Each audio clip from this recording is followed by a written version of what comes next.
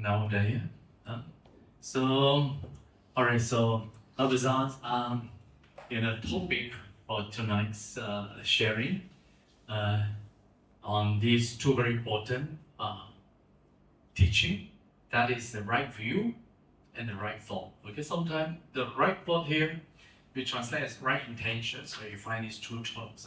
So the body is like samadhi and samma sankappa.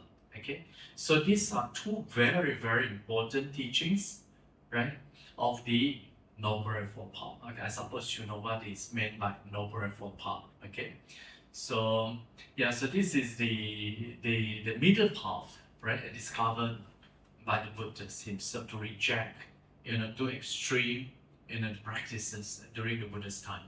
Okay, so during the Buddhist time, there were a group of ascetic. They were engaged in the Atta Kilamatanu Yoga. It means that the self-torture, right? Through the self-torture, you see, this is how, they get their soul liberated. Then another one is another group of people that engage in the sensual pleasure, right? It means that through the indulgence in the sensual pleasure, because they believe the body and soul is the same, right? So upon at the destruction of the body, the soul also got annihilated, right? So there are a group of people also engaged in this sensual pleasure, right? They will tease another group of people say, you say, why not? The life is given, right? So why not you enjoy your life to the fullest, right? So you see, so this middle path is basically a middle path, right, to reject this two extreme view. So anyway, today, my sharing is about the right views and the right thought. What are the right views and the right thought? You see, okay, so in brief, I think before we go to the details, right view is opposed to the wrong view, right? What is wrong view? What is right view, right? So the right view here refers, to the generally, okay, refer to the understanding of the true nature of the reality, right? For we have some Indian friend, right? I don't know what is your religion, but anyway, you see, generally, okay, when we go to India, right, we find that Indian generally they have a belief of a permanent soul, right? They believe that the life is given by the God, Brahma. Okay, so yeah, so there is this belief of the permanent soul. Okay, but anyway, in Buddhism, right, there is no such belief, right? The Buddha says everything is of the nature is of the nature of impermanent, right, and non-self. Okay, I mean in brief, if you have that kind of understanding, we can call them generally as the right view. Okay, and then another one is of course these right views is also include the understanding of Four Noble Truth, right? Then Four Noble Truth. What is this Four Noble Truth? Is the truth of suffering. Okay, so this truth of suffering is also discovered by the Buddhists. As many people said, what Buddha has discovered. What made Buddha so special from others, right? So we can say that the Buddhists discovered the truth of suffering, and then you can say that the Buddha taught the truth of suffering and the cessation of suffering. Okay, and of course the Buddha also taught the path to end the suffering. That is the Noble Eightfold Path. Okay, so this Noble Eightfold Path is the middle path. It's the middle path. Right? So when we look at these right views and right thought, they constitute the first and the second of the Noble Eightfold Path.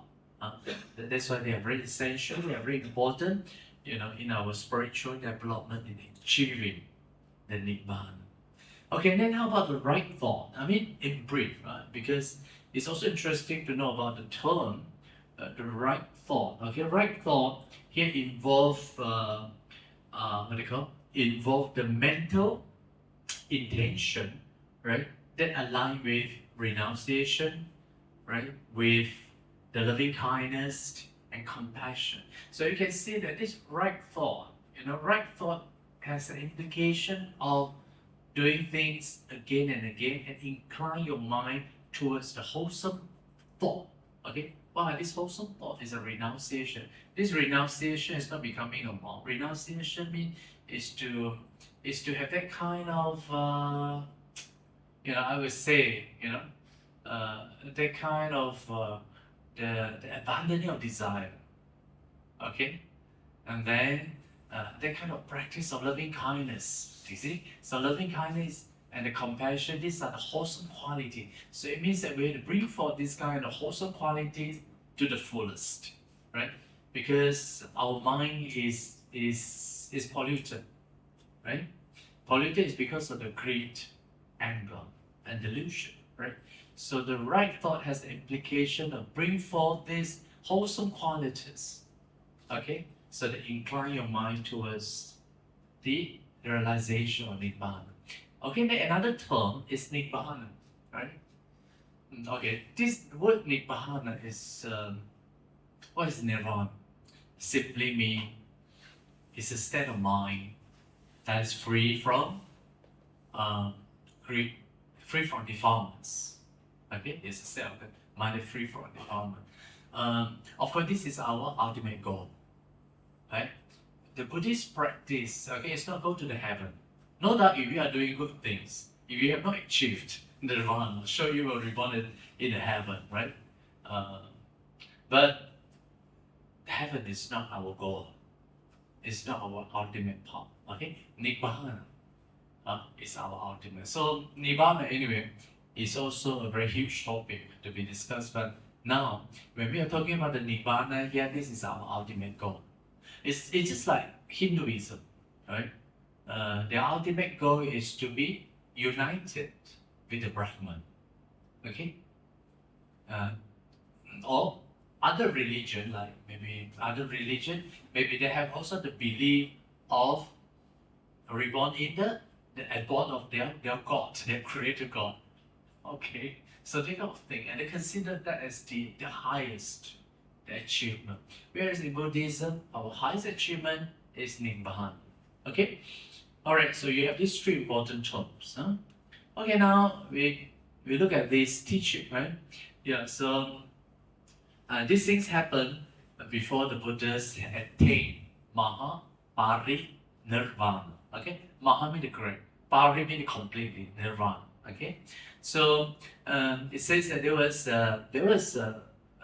outside heretics called Subhadda, right? Subhadda, and it says Subhadda was 120 years old, right? Very very old, and then it says that he spent so many years practicing all these heretics of path that could not enter the noble path, right? So he heard that the Buddha was about to attain Mahaparinibbana, so he came to see the Buddhas, right? So you see Ananda, right? He was stopping him from seeing the Buddhas, but anyway, the Buddha allowed the Subhaddas, right, to enter and accepted him, right, as the last disciples of the Buddhas. Okay, so look at the pictures there, right? And then the Subhadda asks a question, right, to the Buddhas. Here's a question. It says that there are ascetics and Brahmins who are heads of great companies of disciples who have large retinue, who are leaders of school, well known and renowned, and held in high esteem by the multitude. Okay, have all of this attained realization, as each of them would have it believed, or has none of them, or is it that some have attained realization and others not? Okay, so it means that Subhadda has a lot of questions, you see, and then each school, each teacher claim that they have already attained realization, you see, and then such kind of thing, such kind of thing. So the vested ones, then the Buddha replied, right? He said, enough, right? The Buddha said, enough, huh? Don't ask this question, those questions. I will teach you the Dhamma, okay? So you listen properly. So here, the Dhamma is given is, if there is Dhamma and discipline, it means that there is Dhamma Vinaya, your Pháp luận, right? And there is found the Noble Eightfold Path. There is found the true asceticism of the first, second, third, and fourth degree of Arya, okay, of the saint. And the bhikkhus live righteously, the world will not be destitute of Arahant. Okay, so this is the last teachings given by the Buddhists to the last disciples, right? Named Subhante. So the Buddhists again emphasize, right? The Buddha didn't criticize other religion, right? Other has the thing, but it says that if there is the Dhamma and Vinaya in their practice, okay, there is found the Noble Eightfold Path. Okay, there is found the Noble. If there is a Noble Eightfold Path, there is the first sainthood, the second sainthood, the third sainthood, and the fourth sainthood, which called Arahant. Okay, it means that if there is a Noble Eightfold Path, there is attainment of Nirvana. Simple as that. Okay, I think Buddha is quite fair saying that. Buddha didn't criticize anybody, right? It says very straight, right? If there is the Noble Eightfold Path, right, the world will not be that lack of Arahant. Okay. Okay, now I'm giving you this table, right? All right. So when we look at these right views and the right thought, right? These two, okay, constitutes the wisdom aspect of the Noble Eightfold Path. Okay. And we look at this table, right? The main purpose of practicing of these two factors, right views and the right thoughts, mainly to eradicate the defilements, right? The Buddha's teaching is not to please the God, to please the Buddhas, or offer the sacrifice, perform all kind of rites and rituals. No, right? It's basically to eradicate the defilements, okay? And you look at these defilements, right? There are two types. You see, is you're looking at these right views, right? Basically, through the right views, one, abandon the defilements, abandonable through seeing. There's a Pali term for it. It's called dasana heya. Sanskrit is called darshana heya also, prahatalvya. Anyway, this is the types of defilements, connected with the wrong view. Okay, and this wrong view, what are these wrong views? The attachment to the self. There is a belief of the permanent self. Okay, there is a belief of permanent self, and because of the belief of permanent self, there is the extreme view, right? Extreme view means fall into two extreme. Okay, either the views of the permanent self or the view of the annihilated view self, right? And because of the attachment of self, there is this wrong view. Okay, and because there is attachment of the self, there is a belief. There is a belief of the adherent to the view. Oh, my view is the best. My God is the best. My path is the best. And look down at the religion. Okay, and because there is attachment to the self, and then they also regard another practice and the path, which is not the cause to the heaven, but they regard them as a cause to the heaven. Okay, we will look into this. All right, so all these things, all connected with the attachment to the self. Okay, so I have a word there. True vipassana. They say in our Buddhist practice, they say vipassana is a very, very, very Buddhist. Okay, this vipassana training is not found in any other religion. Vipassana. Vipassana is from the word vi and pas. It means that you are seeing things very distinctively. Okay, how distinctive? You are seeing from the point of view of the impermanent.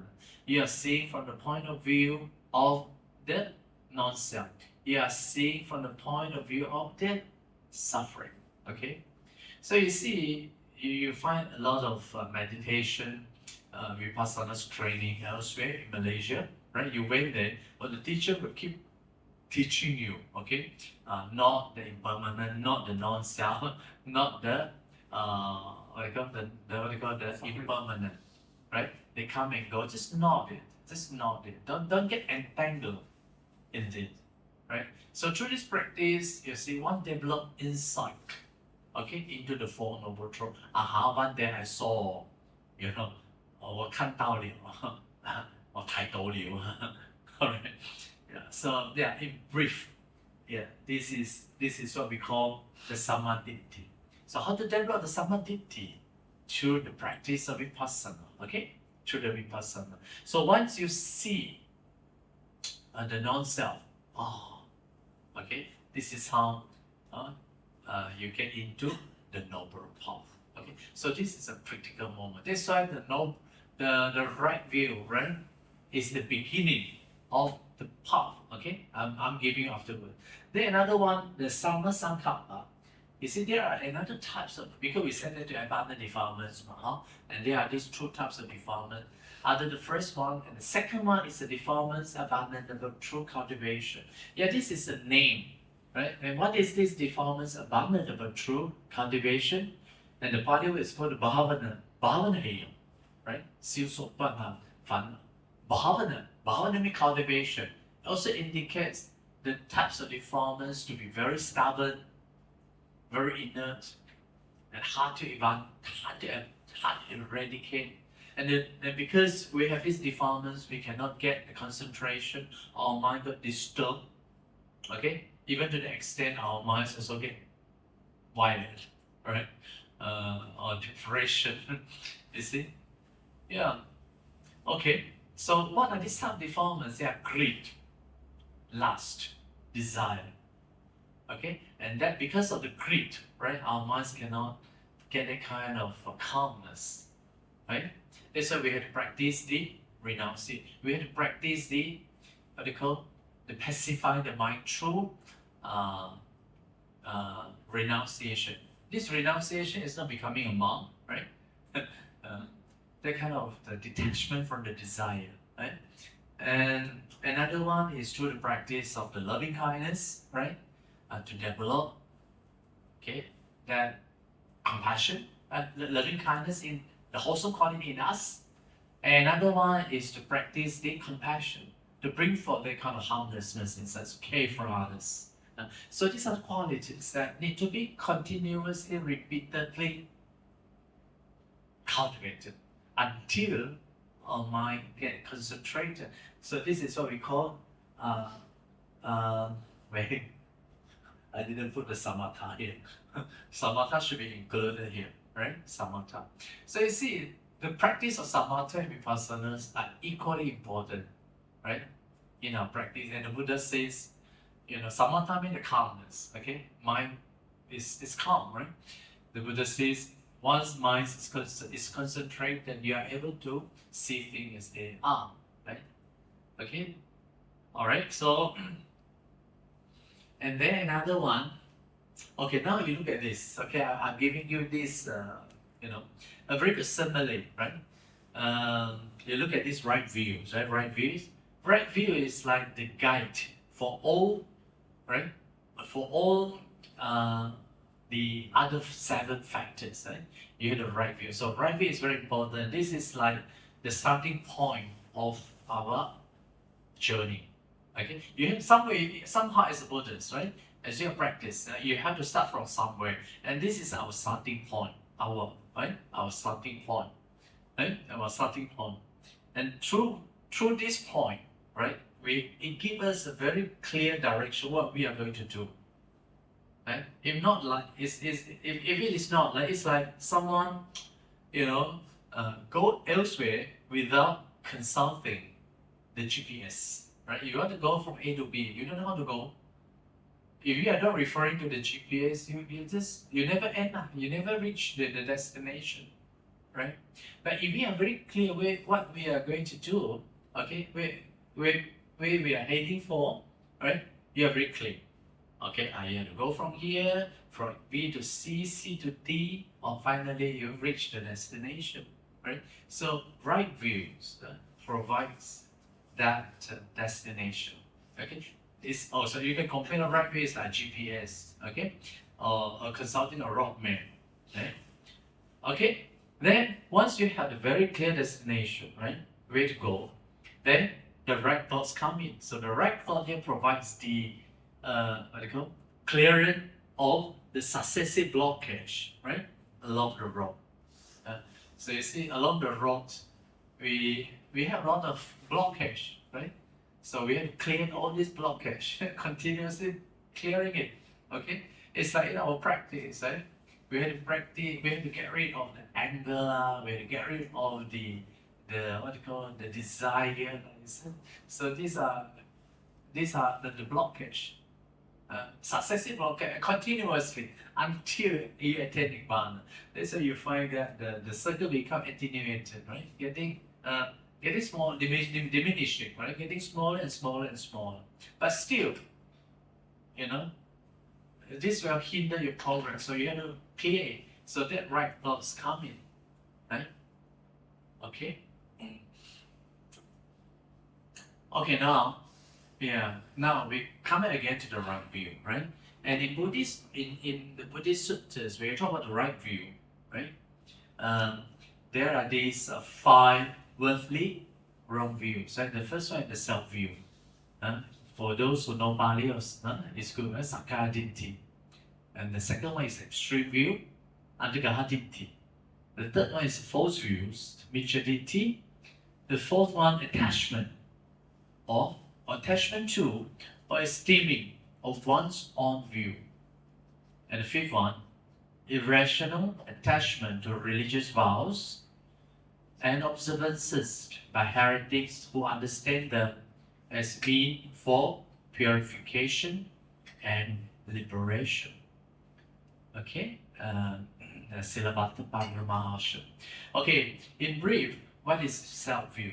Self-view means he has a belief of a permanent self, permanent entity called soul or capital S self, right? And they have the belief that the same self, right, will go through the samsara, okay, goes through the rebirth, right?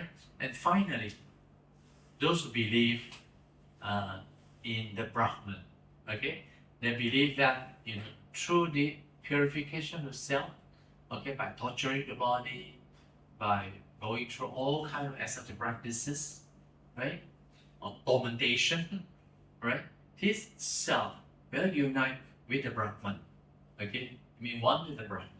So they consider this as the final liberation. Yeah, because they have to believe that we have created the Brahman and eventually we go back to the Brahman. So this is, they consider as a vimoksha, right? Vimoksha. Alright, all this comes in because there's a belief in self, right?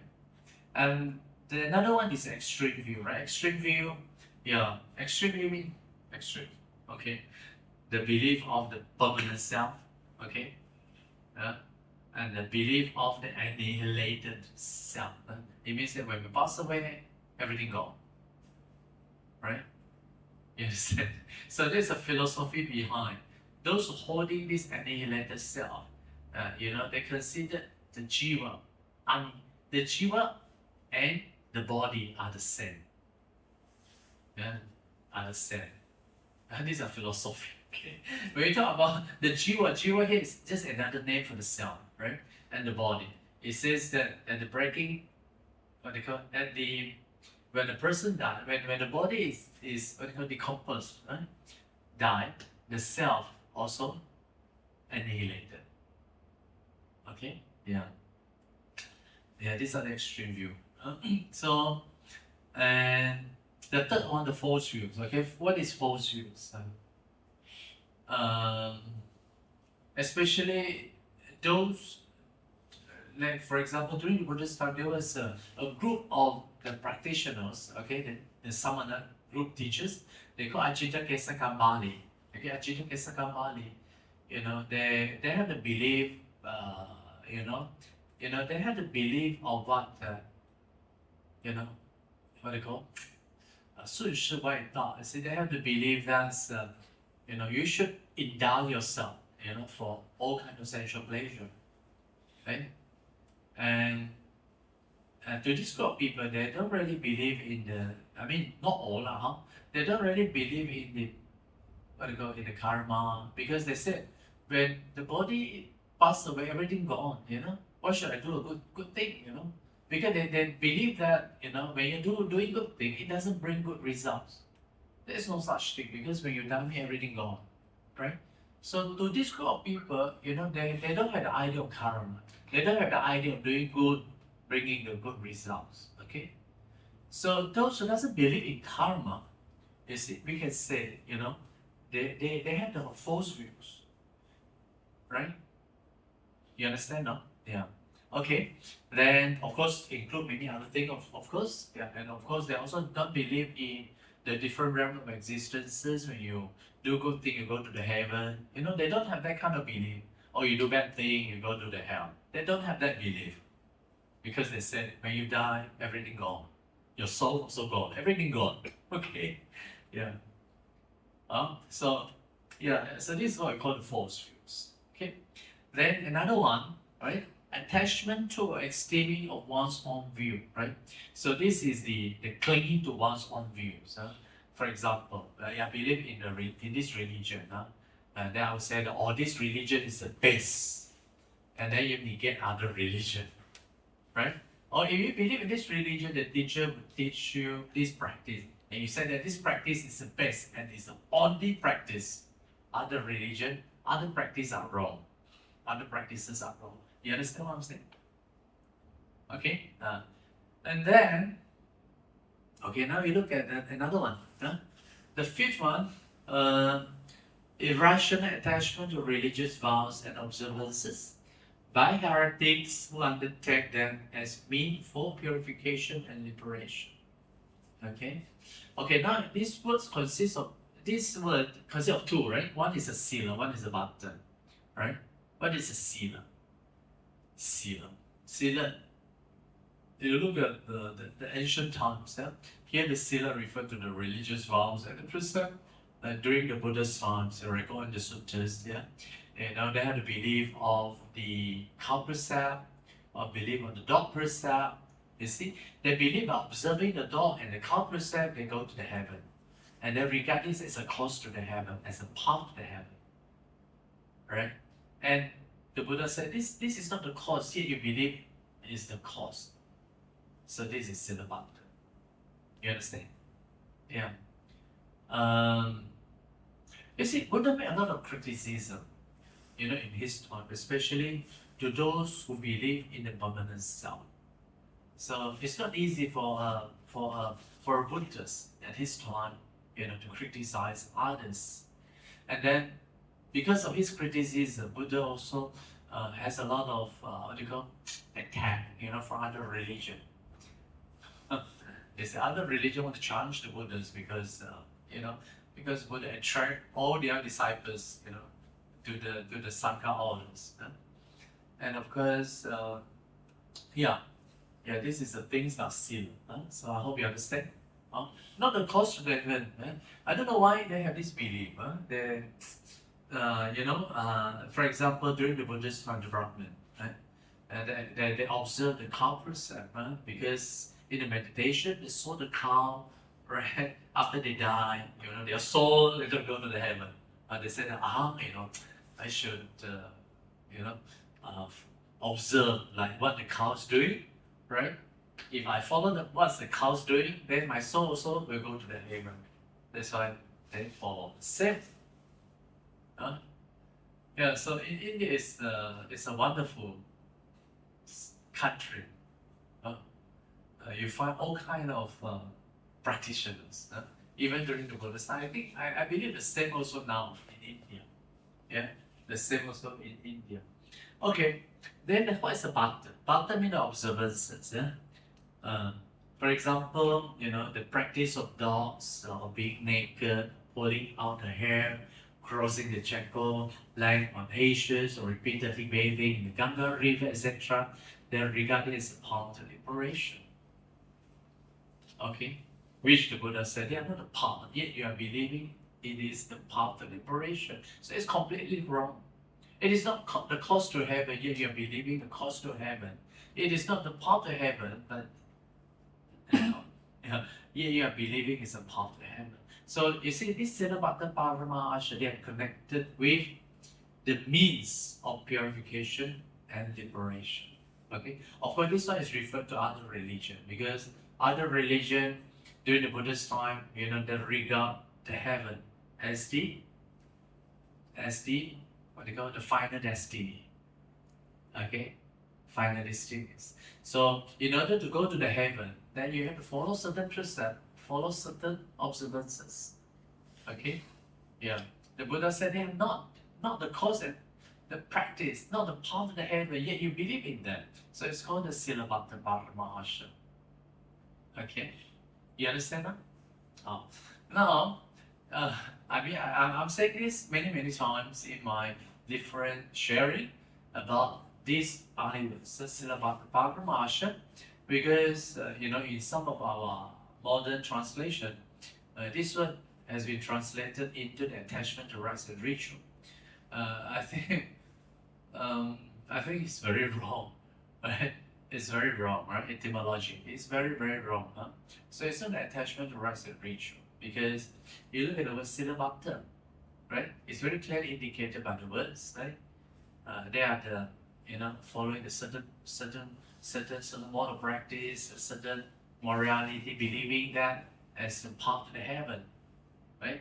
Okay, now we put aside this attachment to right and ritual. Do we do this with the thought of going to the heaven in the first place? No, isn't it? No. Our Buddhist ultimate goal is Nibbana, right? We are performing the right. We are performing this so-called rites and ritual because we want to strengthen our devotion, or we can call it a devotion practice. By doing so, you see, we establish confidence in the Buddha Dharma and Sangha. This is one thing. And then through the certain form of practices, okay, then also giving us a lesson by offering flowers, right? The flowers also giving us a lesson that the flowers will decay, right? It's impermanent, right? By offering light, right? Light's giving the wisdom, right? Dispel the darkness. You see, dispel the ignorance. You see, we do all these things, but with the meaning, okay, with the proper understanding. So definitely, it's not the attachment to rites and rituals, okay. Then the Buddha says, the so-called I, permanent self, or the created God, they are all created by man, but created by us only. Okay, yeah. In fact, in early sutras, there are many that kind of teaching form. So you can say that the Buddha's teaching is very different. Though the Buddha born in India, and many people regard Buddha as the what they call the offspring of the offshoot one of this Brahmanism, but you look at the Buddha's teaching, it's completely different. Very different. And okay, overall, when we talk about the self or the I, you see, they are created by us, and they are just an illusion only. Seemingly look so real. Okay, now, this is when we talk about the middle path, right? The noble and four path. This is the middle way, and this middle way, is to avoid. Okay, it's not in the middle, but to avoid. Okay, the word used is to avoid the two extremes. Okay, so these are the extreme. The first is the pursuit of the sensual happiness in sensual pleasure, and this is the Buddha's criticism. He said it's very low, vulgar, the way of worldly, ignoble, and unbeneficial. You can see a very critics of the Buddhists against this extreme. And then another extreme is the pursuit of self-mortification. It's better than this one. Huh? It's better because at least to this group of people, they have morality. you know, but those who pursue the sensual happiness in sensual pleasure, they have no morality because they don't believe anything, right? They believe when we pass away, everything gone. That's why they have no morality. They don't believe karma. But at least to this group of people, the pursuit of this mortification, you see, that's why the Buddha has less critics. The Buddha said it's very painful, and of course ignoble, and unbeneficial. Okay, so not that kind of criticism, but Buddha to this pursuit of sensual pleasure criticize a lot. It's very low, it's very vulgar, and okay, yeah. Yeah, so this kind of teaching, right, is very, very earliest, right? You know that the Buddhists after, we have some Indian friend, right? It's good that to know the Buddha spent, before he enlightened, he spent about 6 years practice all kind of ascetics practices until, his body remained on the skeleton, right? So it's very tough for him because he believed, that through the self-mortification, his soul, not soul, he can be liberated, okay, by torturing the body to the extreme. And the Buddha, the Bodhisattva did that, and he could not succeed at the end, right? So he gave up, and then he recalled, okay, what he has earlier practiced, through the practice of Anapanasati, the breathing in and out, right? And finally he succeed, right? Become the Buddhist. Okay? So you see, after the Buddha's enlightenment, the very first thing the Buddhists is to go enlighten, go and preach the Sutta. The Buddha went to see his earliest 5 disciples. So he went to the India, now today we call Varanasi, right? The Sadhana, the deer park, right? To preach the 5 ascetic of these suttas called Dhammacakkappavattana Sutta. The Buddha emphasized, to avoid these two extremes because they are not beneficial for our spiritual realization. Okay, yeah. And then other than this, also, the Buddha also talked about the noble and four paths. Okay, now we have seen the right view. Now we look at the right thought. Okay, what is the right thought? Okay, again, the right thought can be understood as the clearing, right, of blockage along the path. Okay, or along the practice. Okay, you see, it's not easy, to maintain this path, right? So we have a lot of hindrances, a lot of blockage, right? So we have to clear it. Yeah. So what are these blockages, right? They may be our desire, right? Our ill will, our anger, that kind of what do you call? The thought of want to harm people, right? Killing people, that kind of thought. You see. So you see. Okay, so that's why the Buddha says this right thought as threefold, and so making these are the 3 wholesome thought, right? Very wholesome thought, and make these 3 wholesome thought as the inclination of the mind, right? For example, the practice of the thought of renunciation, right? So when you look at this. Renunciation,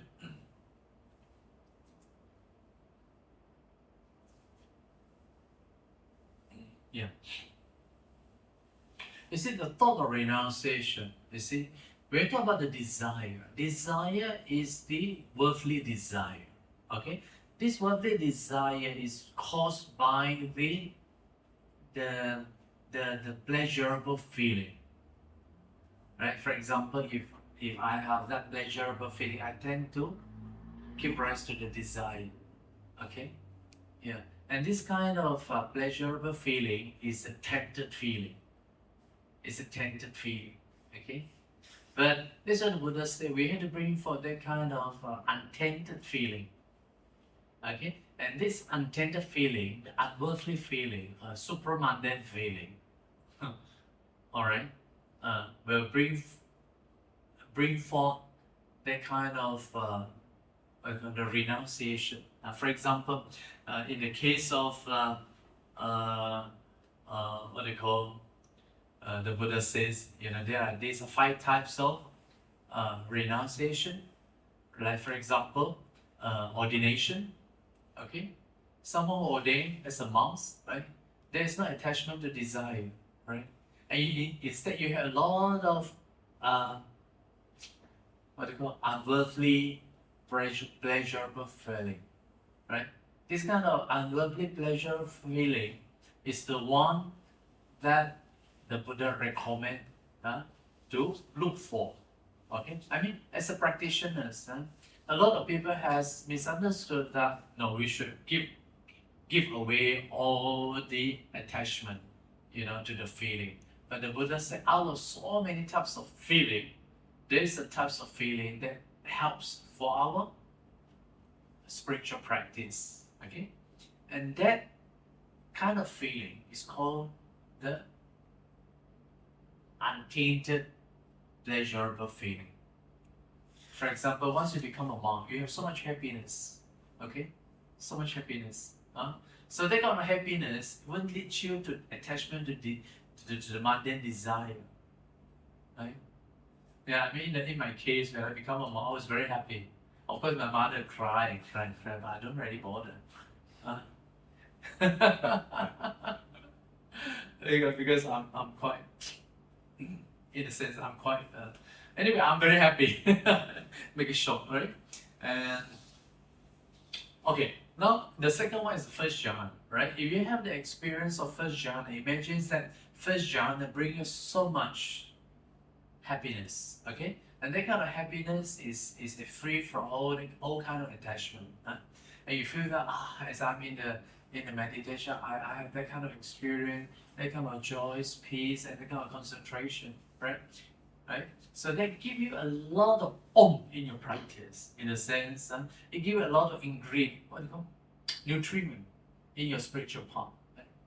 Sometimes in our practice, we may not be happy because no matter how hard you try, but you cannot get into the concentration, right?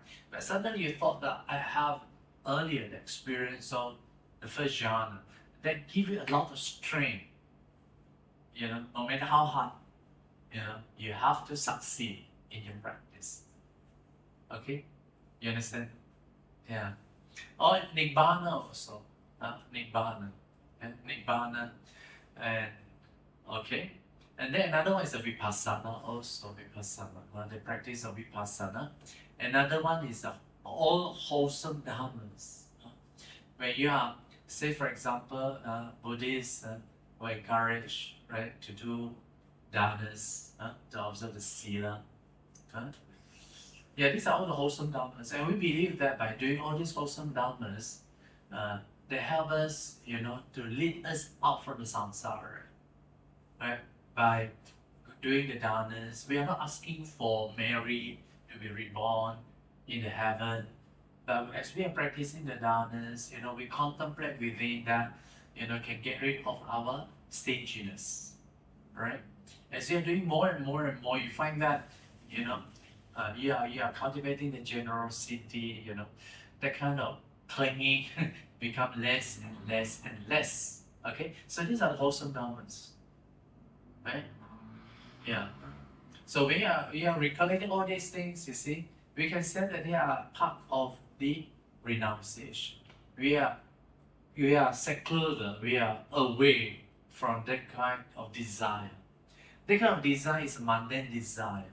That kind of mundane desire bring about the attachment, bring about the kind of sensual pleasure. Okay? And this kind of sensual pleasure, right, take us round and round and round in the samsara. So we are developing another kind of the unworthily pleasurable feeling called renunciation that lead us out of the samsara, take us out from the samsara. Okay? One is still in the samsara, but another one is lead us out of samsara. Okay, now you see the difference? So these are the 5, right?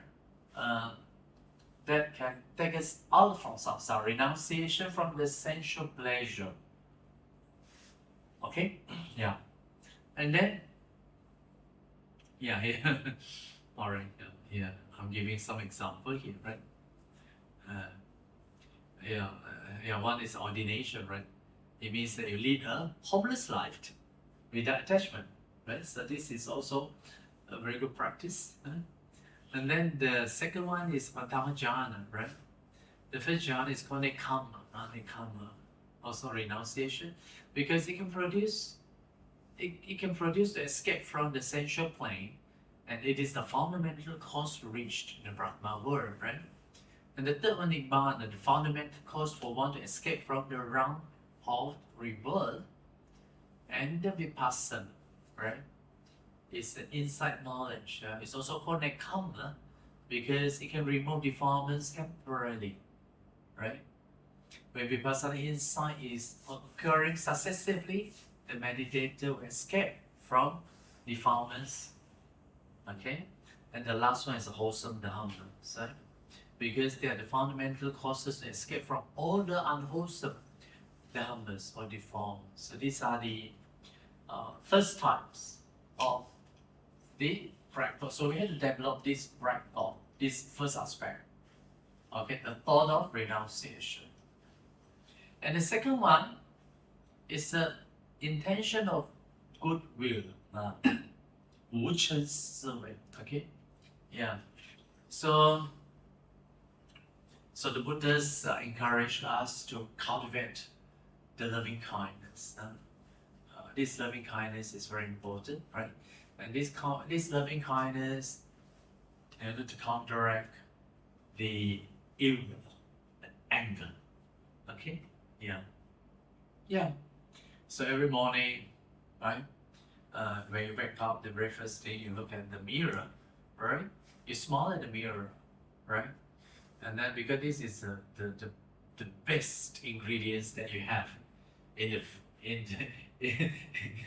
the very beginning of the day. Okay, you look at the mirror, right? You smile at the mirror, right? And you see the mirror. That yours in the mirror, right?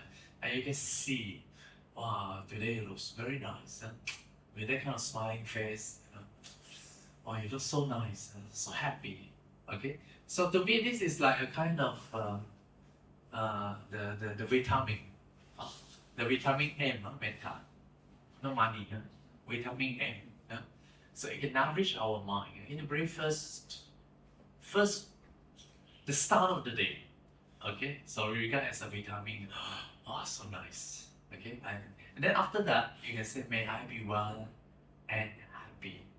Just a very gentle blessing to yourself because we all aspire for happiness. Okay, of course, every religion have a different interpretation of happiness, but this happiness is the fundamental pursuit of everyone. Right? So you just say, I want happiness. May I be well and happy.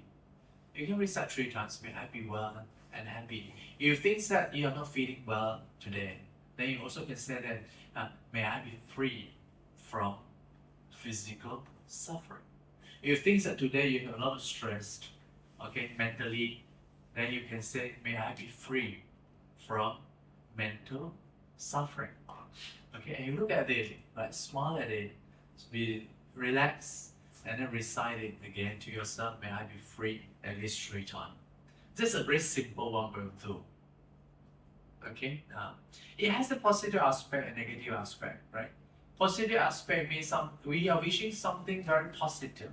It brings you a lot of energy, right? The negative is that I be free from all trouble, things like that. These are the negative aspects. Sometimes you may ask, no, I have a lot of good things in myself. Why should I keep, saying the negative things? You see, then you turn to the positive. Okay, so you can switch. You can switch, depending on the mentality at that moment. Okay, now the last one, okay, is the intentional harmlessness. Okay, this intentional harmlessness is a thought, right, guided by the compassion, right?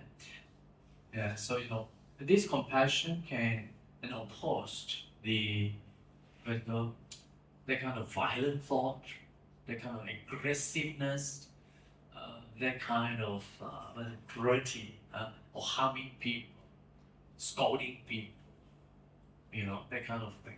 You see, we have that intention, right? We tend to have that. That's why we have to cultivate that kind of intention of harmlessness. So these are through the right thought, we have to bring forth that kind of the wholesome thought in us again and again and again, so that our mind, will get steady, concentrated, firm, okay, and happy. Okay, so you see, these are all the spiritual parts. You see, like I said, you see, right thought. You see, we are clearing the blockage in our successive journey.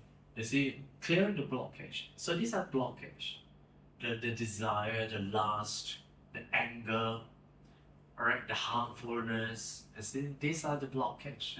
So through the practice of the feeling, what they call the feeling of the pasana, through the contemplation of the feeling of that kind of worldly pleasure, that kind of worldly pleasurable feeling of this kind of 5 types of the renunciation, to the practice of loving kindness, to the practice of compassion, bring forth that kind of wholesome quality in us, so that our journey will be a very happy one. Okay, so that's it for today. Okay, so I don't know whether you have a question. Yeah, we probably give 1 or 2. Okay. Any question you ask? Bhante. Any question ask Bhante? Bhante, sometimes there are some words like sometimes call it arahant, arahata, arahat. What is the different words? Sometimes arahant, sometimes arahata, something. Oh, you see, these are the different definition of the word arahant. Okay, you see the Visuddhimagga. This is also the style of the different commentators. When they comment the word, especially from the sutras, right, the word arahant, and they tend to interpret it from different etymology, different words. Like for example, arahant probably is from the ari and ham. You see, it means that kill the enemy. This is one type of definition for the word arahant. Or you also can have the words like arahat, mean the secret. You see, or to reveal the secret, the Buddha, okay? And that is also coming from the arahant. You see, so arahant has all the different etymology. And especially to those that the grammarian that explain in terms, of this. And that makes sense also sometimes. Like, then another arahat is from R. R means the deserving one. 应供, the one who deserved respect or deserved, worthy of respect. There's also another definition of arahant from R. Is it so? Is it like this? Okay? Yeah. I have a question. You talk about irrational attachment with religious observances, right? Mm-hmm. I do see like encouragement for meditation during the full moon, or coming to listen to the Dharma during the full moon. I just like to clarify whether that is an irrational attachment. No. You see, when you talk about the irrational attachment, you are referring that they are the cause. They are not what they call. They are not the cause to the heaven. They are not the cause to the heaven, and they are not the path to the heaven. Yet you believe that they are the cause and path to the heaven. That's why by doing all these different things, you see, you regard them as the genuine path. They are quite irrational. Yeah, like for example, you are coming to listen during the Bodhisattva's day, observing the morality, listening to the Dhammas, they are not irrational.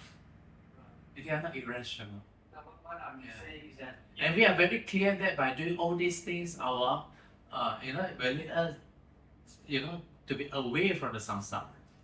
okay, what I mean is you don't need to do it on the full moon. You can do it any other day. You don't need to be specifically coming for the just. Like for example, you see, we are very, very precious. You see, we are here to meet once a month, right? So you can take this opportunity once a month. We are here not just only listening to the Dhamma. We also do a bit of chanting, do a bit of sitting meditation, and listen a bit of Dhamma talk. You see, so all this contributed, right, to the what do you call, to the insight and the calmness of mind.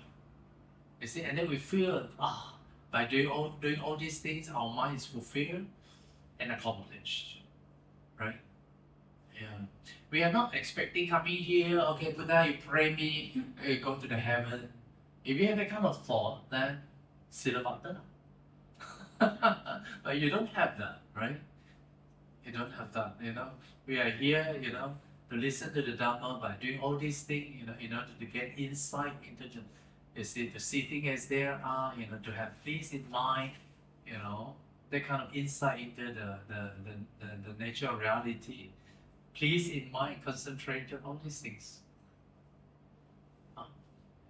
So Bhante, is it like during we observe 8 precepts during the full moon day and listen to Dhamma? Is it more significant during this particular day, or it's the same thing? Okay, this one required analysis. Of course, when we talk about the morality, observing morality anytime, right, is good, right? Because morality is a foundation, right? Foundation. But of course, when you come back to this personal view is that, I don't know whether is there any interpolation or any explanation connected with the Chaturmaharajika. You see, it says that every 7 days, right, the celestial being, right, led by these 4 guardian kings upstate. You see, they will come down to the world and then look around whether people are observing observing the good morality, or observing the precept, respecting the parents, respecting the elders, okay, or whether they do any wholesome deeds or not. You see, yeah. So I see, yeah, something connected with that, right? And of course, you find that, this is also way of encouraging people. Hey, don't forget to do good things after 7 days, after 6 days. You see, every religion they have the concept of 7 days. You see, you look at the Christian, every Sunday is a holiday, right? Even Buddhism also, every 7 days you have Uposatha's Day. And this Uposatha's Day were there even before the times of the Buddhists. Even the ancient India also, they have that belief. 7 signifies perfect number. When you want to do things, you have to do it 7. You see? So, and the 7th day, remind you, hey, you have to do good things. Okay? I mean, this is how I look at this. See, all our Buddhist scriptures, teachings, definitely connected with 7. Okay. Bhante, want to ask one. Just now you mentioned that Nibbana is a state of mind free from defilements, right? That means you don't need to die to reach Nibbana, right? Yeah, of course, because we talk about 2 types of Nirvana. One is the types of Nirvana we call with remainder. With remainder means your body is still there, but your mind is completely cut off from all the defilements, okay? Right. But then another type of defilement is called without remainder. Without remainder means when you die, everything no more really. Okay. Yeah. Thank you. Okay. So then you turn to page 146. we do the sharing, transfer the merits to the 2 weeks. We recite together.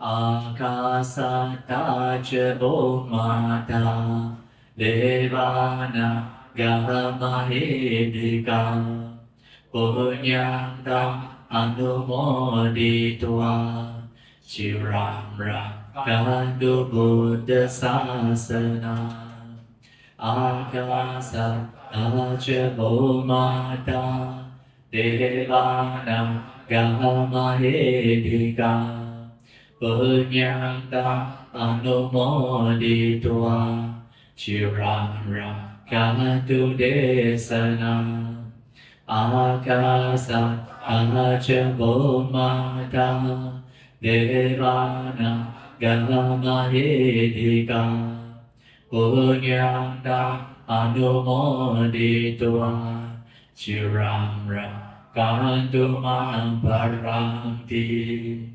Etavata ca amehi sampada punya sampada Sabbe deva anumodantu sampasa padisiddhya Etavata ca amehi sampada punya sampada Sabbe Buddha anumodantu sampasa padisiddhya Etavata ca amehi sampada punya sampada Sabbe satta anumodantu sampasa padisiddhya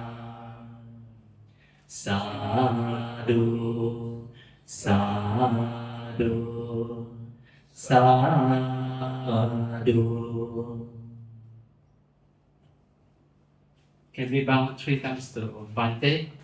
First bow as a gratitude to him, second bow as a respect, and third bow as a loving kindness to him.